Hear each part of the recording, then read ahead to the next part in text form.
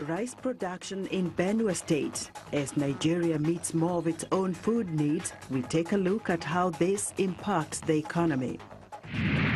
Children of war in South Sudan, and the United Nations commit to working toward peace. We'll take a fascinating look at Jane Goodall and her groundbreaking observations of chimpanzees in the forests of Tanzania. Africa 54 starts right now.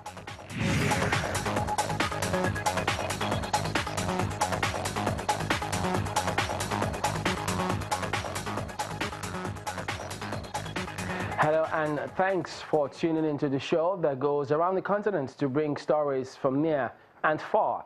I'm Chamberlain Oso at Channels Television here in Lagos. I'm joined by my colleague at Voice of America in Washington. Thanks, Mr. Gidu. You at our global headquarters in Washington, D.C. Happy to be with you again for another edition of Africa 54. Let's start off with a look at rice production in Nigeria's Benue State. Chamberlain Uso in Lagos brings you that story. That's right. The difference between the quantity of rice produced and the amount consumed in Nigeria is getting smaller, with the figures standing at about 5.8 and 7.9 metric tons respectively. This is a departure from years of unmet demand for the staple, accounting for billions of naira spent in imported rice. In Benue State, processors are also setting a target of 10 metric tons daily with newly acquired machines. Here's our report.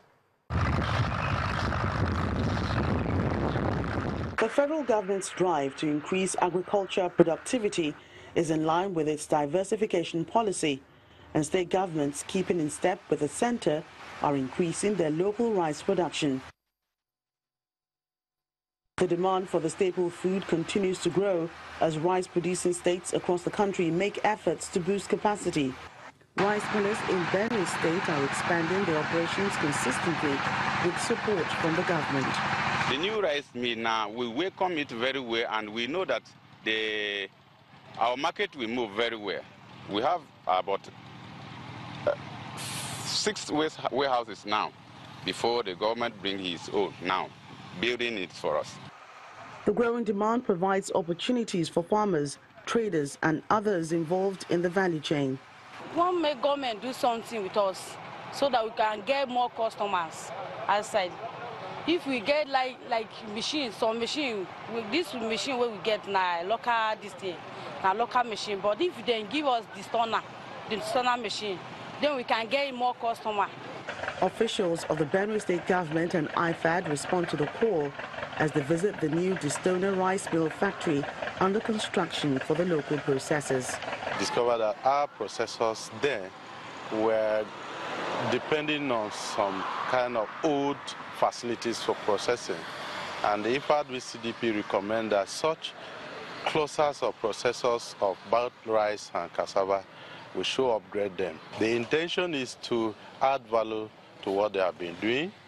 We want to see that the small-scale processors of both rice and cassava can have product in the market and compete with other integrated mills and other foreign rice.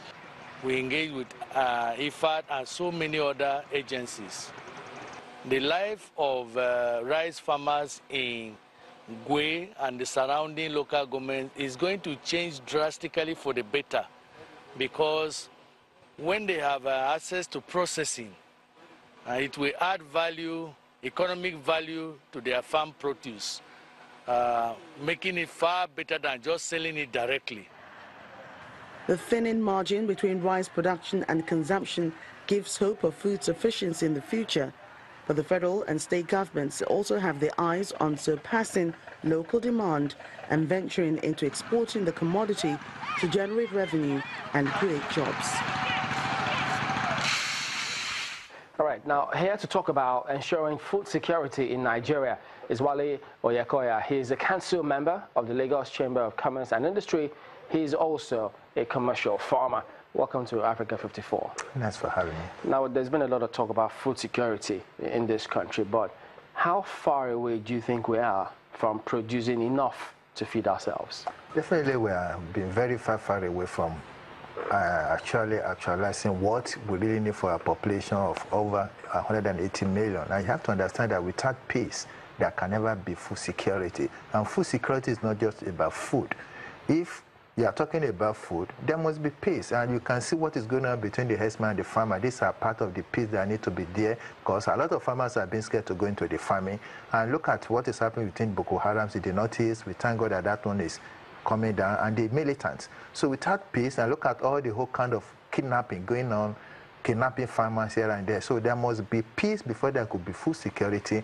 And without adequate food for your people, you cannot be talking about food security. And look at how high cost of all this staple food that we've been talking to the federal government that, listen, a lot needs to be done if you really want to attain this thing. Forget about exporting. We are talking about export. If you cannot feed your own people at home and you're feeding the other people in the country, it's going to cause food crisis. And in order to avoid food crisis, what do? We really need to enhance in all the all kind of advices we'll be giving to the federal government that, listen, you don't have to be doing this, you don't have to be doing that. But look at the task force that was set up 8 months ago by the federal government by bringing down the cost of the food.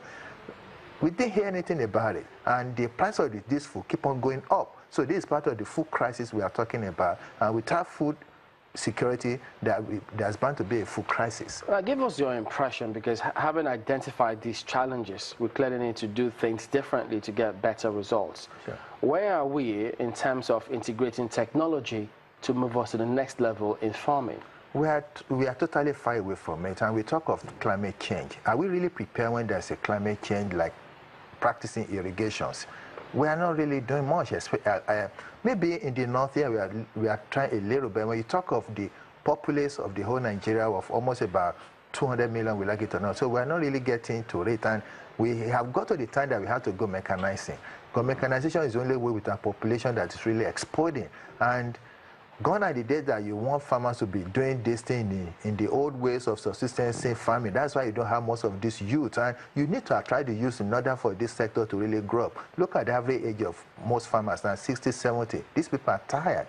They are tired. This is why the young people need to come in. And not only about production, what about processing, adding value to what we do. We are not really adding value. And that is why we keep on exporting some of our food raw. And by the time it's being processed back to the country, it's been expensive. So why can't we add value to what we have and have so many cottage industry? Okay.